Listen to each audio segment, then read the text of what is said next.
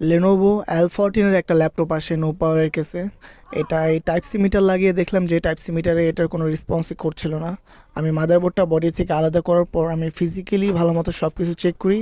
তো আমি ভালো মতো সব কিছু মিটার দিয়ে চেক করার পর আমি দেখলাম যে এটার ভিভাস লাইনে যে 5 ভোল্টেজ মিনিমাম থাকার কথা ছিল সেটা ছিল না কোনো একটা কারণে। তো আমার প্রথমত পোর্টটার উপরে একটু সন্দেহ হয়।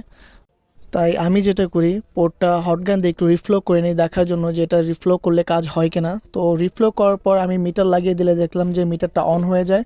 পরবর্তীতে ল্যাপটপে যে মাদারবোর্ডটা ছিল সেটাও অন হয়ে যায়। এটা প্রপারলি সব কিছু দেখলাম যে ভোল্টেজটা তৈরি হচ্ছে, কোর ভোল্টেজও দেখলাম যে ঠিক আছে। এরপর ভিভাস লাইনটা আমি চেক দিলাম, দেখলাম যে প্রপার 20 ভোল্টেজ এখন ক্রিয়েট হচ্ছে, যেটা আগে 0 ভোল্টেজ ছিল।